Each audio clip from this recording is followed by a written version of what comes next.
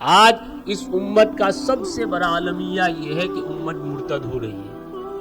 مسلمان نوجوان بچے جو اسکولوں کی طرف جاتے ہیں ان کا واسطہ ایسی ایسی چیزوں کے ساتھ پڑتا ہے، اور ہمارا وہ طبقہ جو کاروبار میں لگا ہوا ہے ان کا اٹھنا بیٹھنا ایسے لوگوں کے ساتھ ہوتا ہے کہ حدیث میں آتا ہے، نبی پاک صلی اللہ علیہ وسلم نے فرمایا قیامت کے قریب ایسا بھی وقت آئے گا کہ آدمی صبح کرے گا ایمان کی حالت میں اور شام ہوتے ہوتے کافر ہو جائے گا۔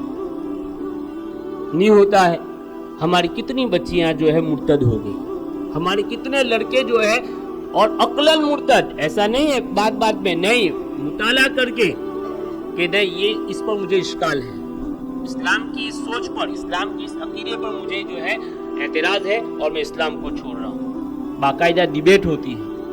تو ہم سب کے لیے ضروری ہے کہ ہم ہماری اولاد کو وہاں بھیجنے سے پہلے ان کے عقائد کو ہم جانچ لیں۔